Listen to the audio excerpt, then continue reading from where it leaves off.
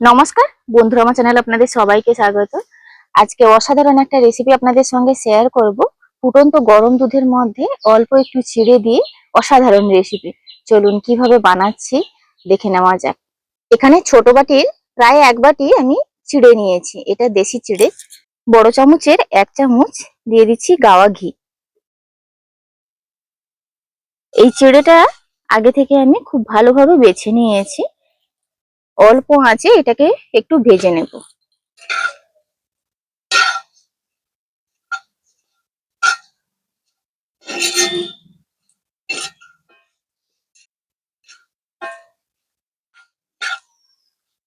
এই যে অল্প আঁচে মানে মিডিয়াম জাল দিয়ে এইভাবে চিড়েটা ভাজতে ভাজতে দেখবেন খুব সুন্দরভাবে চিড়েগুলো ফুলে উঠেছে এবং নামিয়ে আনার পরে হাত দিয়ে খুব সুন্দরভাবে ভেঙে যাবে। এই যে দেখুন চিড়েগুলো কিন্তু এইভাবে ফুলে উঠবে। খুব সুন্দরভাবে 5 মিনিট ধরে ভেজে নিয়েছি। এই পর্যায়ে নামিয়ে নেব। মিষ্টির পরিমাণটা যে যার পরিমাণ বুঝে কিন্তু ব্যবহার করবেন। আমি এখানে হাফ বাটি চিনি এই ফ্রাইং প্যানের মধ্যে দিয়ে দিলাম। এটাকে ক্যারামেল তৈরি করে নেব।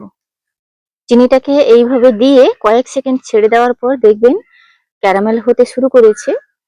এই পর্যায়ে একটু নাড়াচাড়া করে দেব।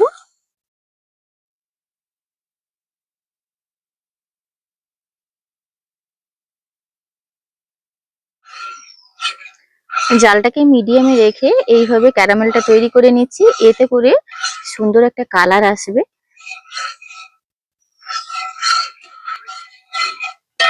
এই যে এরকম কালার করেছি। এর বেশি কালার করলে কিন্তু তেতো হয়ে যাবে। ক্যারামেল কিন্তু খুব বেশি কালার করা যাবে না। এই পর্যায়ে কিন্তু দুধটা দিয়ে দেব। আর দুধটা দেওয়ার সময় একটু সাবধানে দিতে হবে, কারণ কি এটা মানে ছিটিয়ে আসার চান্স আছে।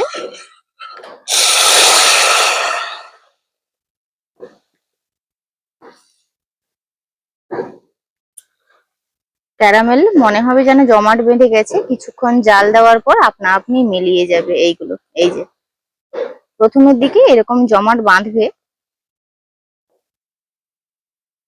এটা আবার দুধটা জাল দিতে দিতে মিলিয়ে যাবে। দুটো এলাচ মুখ ফাটিয়ে নিয়েছি, দিয়ে দেব।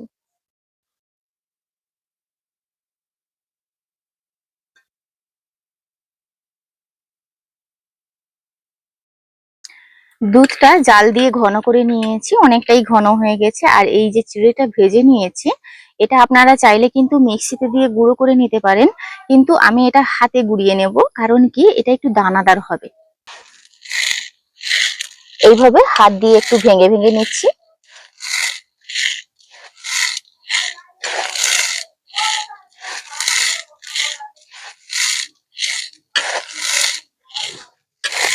আর অতি অবশ্যই চেষ্টা করবেন ঘি দিয়ে ভাজার, কারণ কি এতে করে ফ্লেভারটাও সুন্দর আসবে আর খেতে তো অসম্ভব সুন্দর লাগবে। এর মধ্যে আমি হাতে গুঁড়িয়ে রাখা চিড়েটা দিয়ে দেব।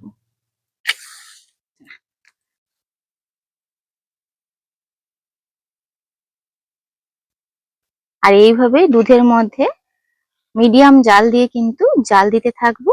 দিলে চিড়েটাও খুব সুন্দর নরম হয়ে যাবে। এইভাবে মিডিয়াম জাল দিয়ে কিন্তু চিড়েটাকে ফুটিয়ে নিচ্ছে। আর অতি অবশ্যই এখানে একটা জিনিস খেয়াল রাখতে হবে, আপনাদের কাছে নন স্টিকের ফ্রাইং প্যান থাকলে করবেন, না হলে এরকম কাস্ট আয়রন থাকলে তো আরো মানে খুব ভালো হয়। কিন্তু অ্যালুমিনিয়ামের বাসনে করতে গেলে নিচে লেগে যাবে। এই যে দেখুন ওপর থেকে ঘি ছাড়তে শুরু করেছে।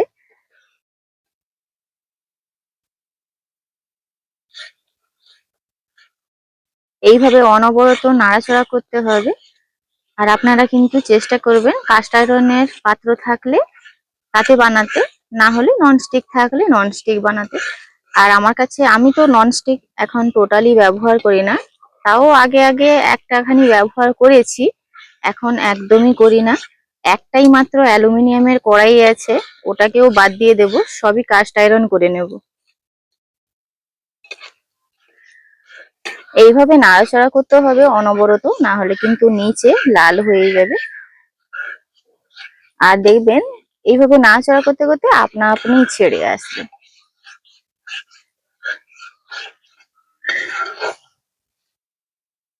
এইভাবে অনবরত নাড়তে নাড়তে দেখবেন ঘিটাও ছাড়তে শুরু করবে, আর এইভাবে আপনা আপনি কিন্তু প্যান থেকে ছেড়ে আসবে।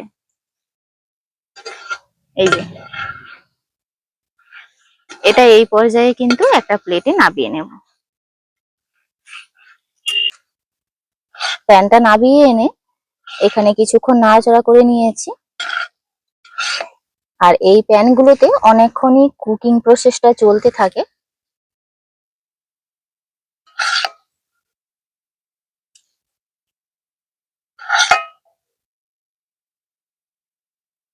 চামচ দিয়ে একটু সমান করে নিয়েছি।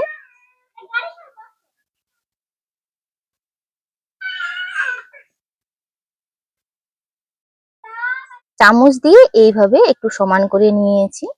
আর সত্যি কথা বলতে এই চিড়ে দিয়ে যে বানানো হয়েছে আপনারা বিন্দু মাত্র বুঝতেই পারবেন না। এটা এইভাবে সেট করে নিয়েছি, 10 থেকে 15 মিনিট বাইরে রেখে দেব, তারপর খুব সুন্দরভাবে সেট হয়ে যাবে।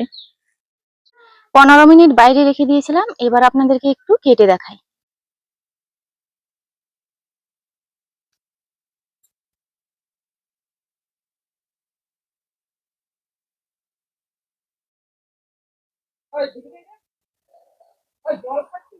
এইভাবে চৌকো চৌকো করে কেটে নিচ্ছি।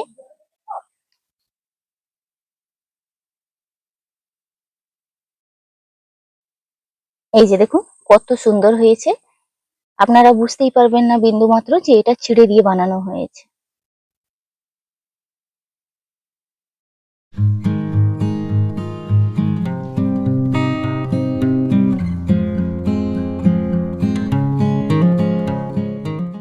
তো আপনারা দেখলেন ফুটন্ত গরম দুধের মধ্যে অল্প একটু চিড়ে দিয়ে অসম্ভব সুন্দর মিষ্টি রেসিপি বানিয়ে ফেললাম। কতটা দানাদার হয়েছে আপনারা দেখলেন, আর খেতেও কিন্তু অসম্ভব সুন্দর। আপনারা বিন্দুমাত্র বুঝতেই পারবেন না এটা চিড়ে দিয়ে বানানো হয়েছে। ভিডিওটি ভালো লাগলে প্রতিদিনের মতন লাইক, শেয়ার, কমেন্ট করতে ভুলবেন না। আপনারা সবাই ভালো থাকবেন, সুস্থ থাকবেন, সাবধানে থাকবেন। দেখা হচ্ছে পরবর্তী একটা নতুন পর্বে।